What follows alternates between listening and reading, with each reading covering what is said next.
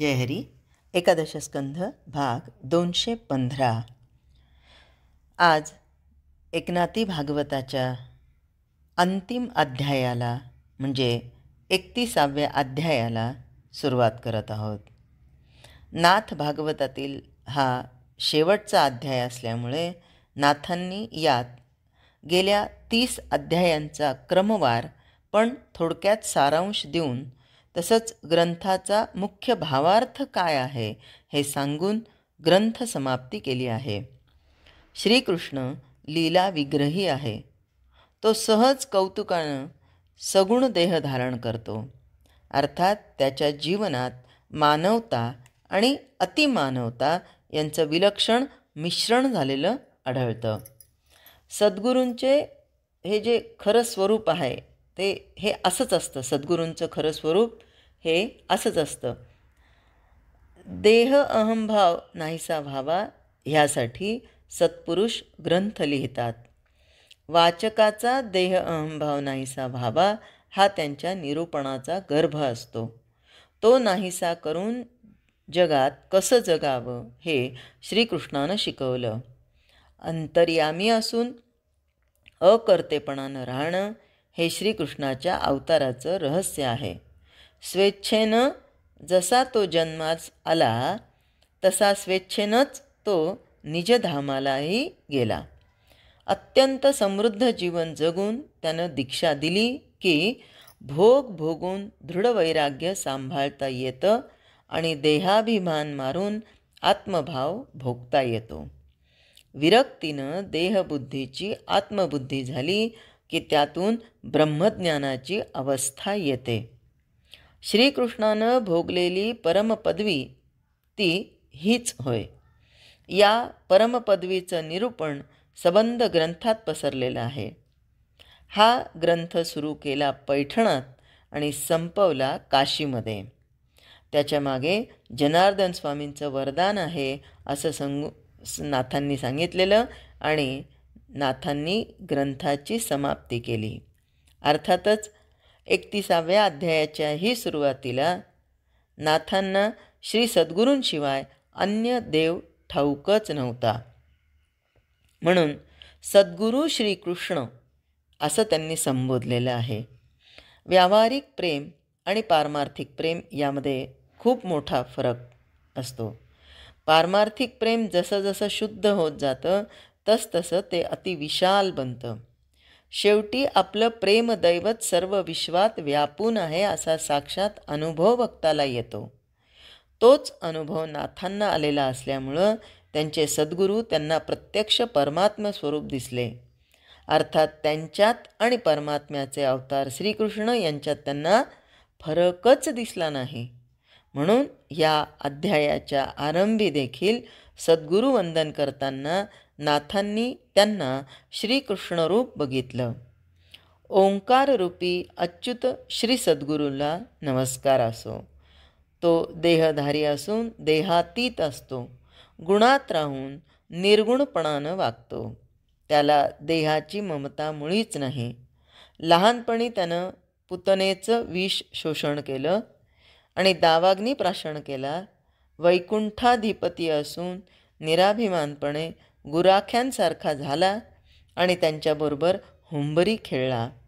कर्मठ ब्राह्मण कर्माच्या बळावर त्याला पोहोचण्यासाठी सदा सोवळं ओवळं असं करत बसतात.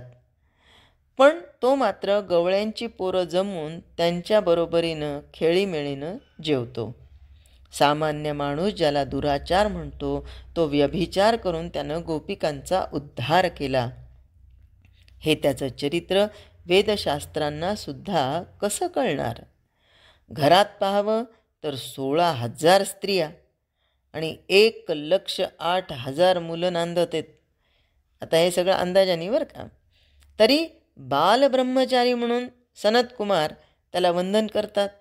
शुक नारद त्याच्या ब्रह्मचर्यास शिरसामान्य असं शिरसावंद्य असं करतात आणि मारुती त्याच्या पायावर लोळतो. मुंज होण्यापूर्वीच त्यानं गवळ्यांच्या मुलींचा भोग घेतला. पण हे असं असून खरा ऊर्ध्वरेता म्हणून भीष्म सदा त्याला वंदन करतो.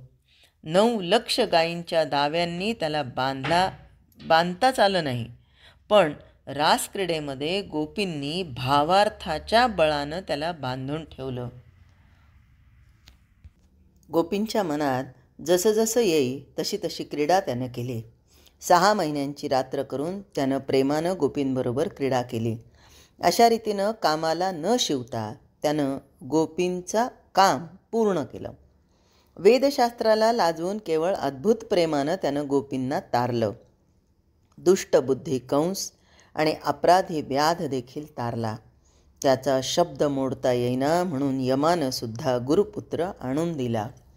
ज्यांनी ज्यांनी श्रीमद भागवत ऐकलं असेल 7 दिवसाचं त्यांना हे सहज लक्षात येऊन जाईल. संसाराची सीमा असणारा सद्गुरू रूप श्रीकृष्ण काळाच्या अधीन होईल हे संभवतच नाही. त्यानं जन्म घेतला तरी त्याला भय नाही. बरं, जन्मही असा नाही घेतला तर स्वतःच्या इच्छेनं प्रगट झाला. देहात वागला तरी भय नाही आणि देहाचा त्याग केला तरीही भय नाही. तो अजन्मा असून जन्म घेतो, विदेही असून देही म्हणवितो, अक्षयी असून मरण दाखवतो. हे त्याचं मोठं लाघव म्हणजे ब्रह्मस्वरूपाची परिपूर्णताच आहे.